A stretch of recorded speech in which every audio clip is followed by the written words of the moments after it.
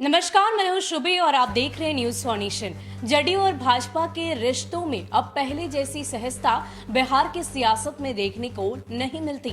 ऐसा हम इसलिए कह रहे हैं क्योंकि जिस तरीके से, अगर आपको याद हो, कैबिनेट के विस्तार के दौरान भी भाजपा और जदयू के रिश्ते को लेकर कई सारे सवाल खड़े किए गए थे, कई सारी बातें कही गई थी विपक्ष की ओर से। यहाँ तक कहा गया कि कैबिनेट में विस्तार की देरी इसीलिए हो रही है क्योंकि इन दोनों के रिश्ते ठीक नहीं और जल्द ही ये सरकार गिर जाएगी। लेकिन इन सब के बीच बिहार में कैबिनेट का विस्तार हुआ और जिस तरीके से इस बार के बिहार विधानसभा चुनाव में भाजपा का गणित सबसे ज्यादा मजबूत रहा है और वो बड़े भाई की भूमिका में रही है और कुछ ऐसा ही कैबिनेट में भी देखने को मिला। भाजपा बड़े भाई की भूमिका में रही, लेकिन इन सब के बीच अब खबर ये है कि विधान परिषद की राज्यपाल कोटे के मनोनयन वाली सीट पर अब भाजपा को छोटे भाई की भूमिका में रहना होगा, यानी कि जेडीयू के ज्यादा जो विधायक हैं वो एमएलसी बनेंगे। इस बात की चर्चा हो रही है। हालांकि इससे पहले इस बात की खबर सामने आई थी कि जेडीयू और भाजपा 50-50 के फॉर्मूले पर चलेंगे और इन सब के बीच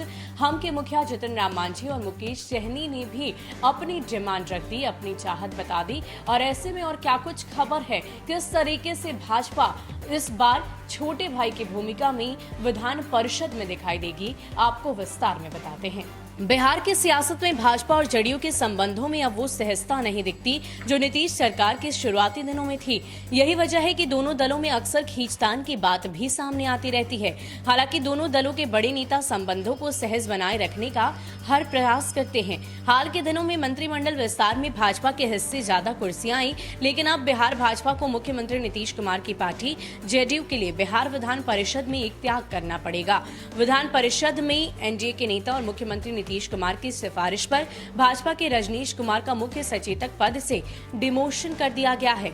रजनीश की जगह जेडीयू की रीना देवी उर्फ रीना देवी को सत्तारूढ़ दल का मुख्य सचेतक बनाया गया है। बता दें कि रजनीश बेगूसराय से स्थानीय प्राधिकार कोटे से विधान पार्षद हैं। मुख्यमंत्री नीतीश कुमार द्वारा जारी पत्र के बाद परिषद के कार्यकारी सभापति अवधेश नारायण सिंह ने सदन में ऐलान किया। नीतीश कुमार के गृह जिले नालंदा से स्थानीय प्राधिकार प्रतिनिधित्व करने वाला रीना यादव जदयू में प्रभावशाली चेहरा है।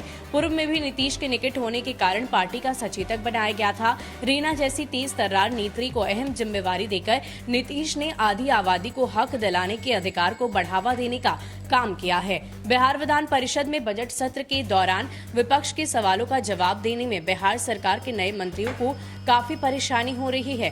विपक्ष के नेता मंत्रियों को परेशान देख चुटकी भी लेते रहते हैं। इसे देखते हुए सरकार ने नए सिरे से रणनीति बनाई है। तो आपको बता दें कि मुख्यमंत्री नीतीश कुमार की गुजारिश पर भाजपा इस बार विधान परिषद में छोटे भाई की भूमिका में आई और उन्होंने मुख्यमंत्री नीतीश कुमार की बात मान ली। दरअसल मुख्य सचेतक के पद से रजनीश कुमार का डिमोशन किया गया और साथ ही साथ रीना देवी को विधान परिषद में मुख्य सचेतक का पद दिया गया। आपको बता दें कि इस वक्त बिहार विधानमंडल में बजट सत्र चल रहा है और ऐसे में विपक्ष कई सारे सवाल खड़े कर रहा है और कहीं ना कहीं सत्तारूढ़ दल की जो मंत्री हैं, जो विधायक हैं, वो सवालों का जवाब देने से कतरा रहे हैं, वो नहीं दे पा रहे हैं। और ऐसे में यही वजह है कि लगातार अपनी रणनीतियों पर सरकार काम कर रही है और इसी के तहत ये फैसला लिया गया है। फिलहाल के लिए इतना ही। ऐसे ही अपडेट्स के लिए आप हमारे साथ बने रहिए और देखते रहिए न्यूज फॉर नेशन। नमस्कार।